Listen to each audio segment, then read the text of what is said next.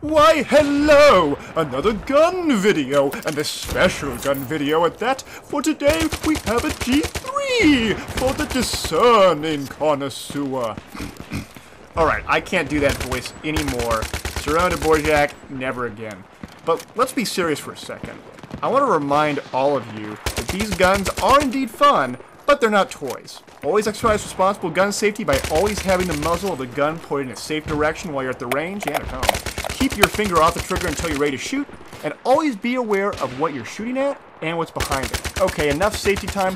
Let's do some shooting with this G3. This G3 is actually a G3a4 and not a G3a3 like in Battlefield 3. Only big difference is the buttstock, which collapses on itself. I've also added a bipod and carry handle because why not? Might as well do some shooting with both.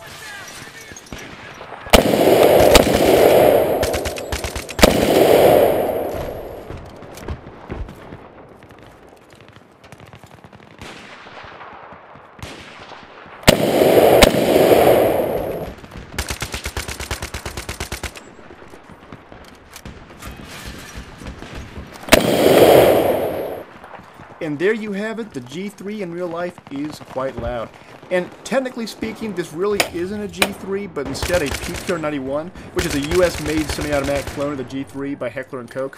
Well, we're on the topic though. Heckler & Koch is the iconic manufacturer of this gun and many others in Battlefield 3. In fact, the G3 utilizes a common firing operation with other H&K guns, a rotor-delayed blowback action. Two other guns that utilize this action are the G53, in the Back to Kark expansion, as well as the MP5K, which is in the Close Quarter expansion.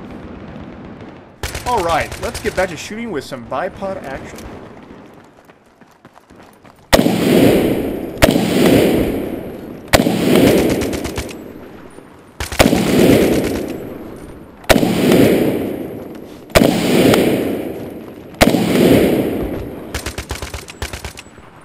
And just like in Battlefield 3, you have to pull that charging handle back to engage that round. So now we're ready to shoot, and let's have a listen.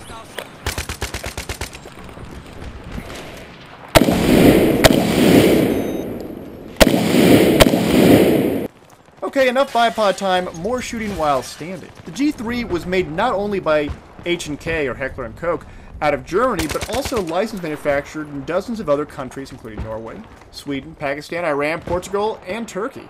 In fact, when Portugal stopped manufacturing these rifles, they sold their tooling to a U.S. manufacturer who made these guns in the U.S. and make it to this day.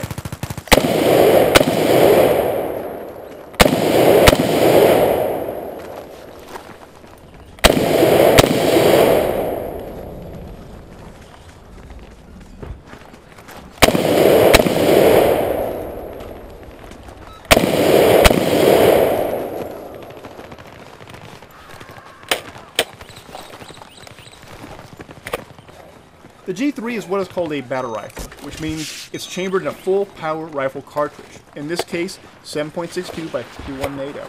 Other examples of a battle rifle would be an M14 or a FN SCAR-H, which are both featured in Battlefield 3, or an FN FAL, which I bet money will be in a future Battlefield expansion pack. Having a gun chambered in such a caliber makes it a bit more unforgiving in terms of recoil and in some cases weight. But rounds fired will travel farther distances, and depending on what gun you're talking about, can be more accurate.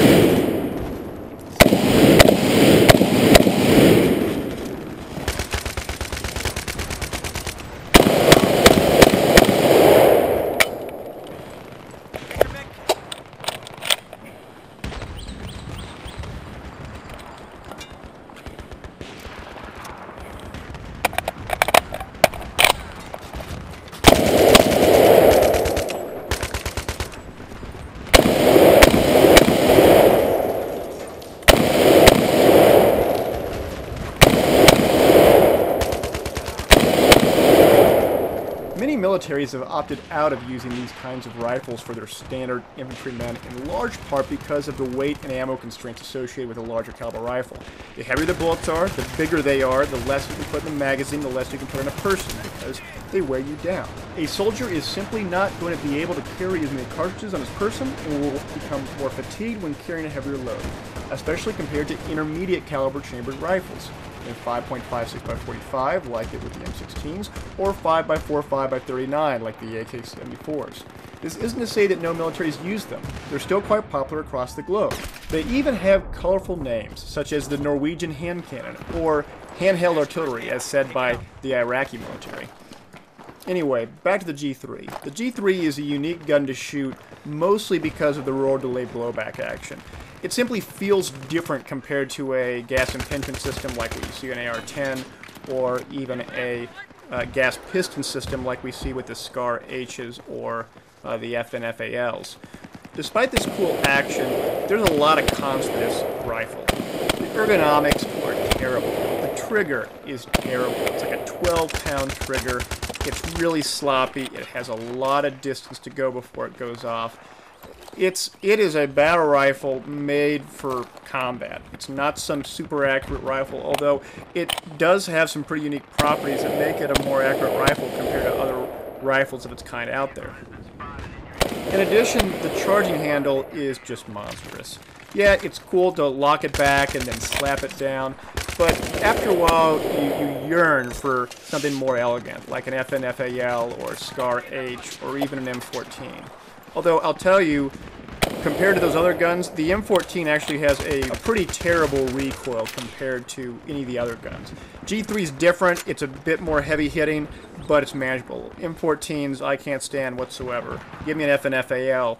I'll go out on another video when that gun comes out in whatever expansion pack comes out, because it's truly one of my favorite battle rifles. I think that just sums about everything I want to talk about with the G3. I want to thank you for watching this far. And if you have any comments, have any questions, or any suggestions on what I should do different in this video, maybe get some machine guns, or shoot some tannerite, or some binary explosions, I don't know, or anything else around those lines, I don't know, shooting soda bottles, whatever, let me know. I'll see what I can do. So, all that being said, thanks for watching, and I'll see you later.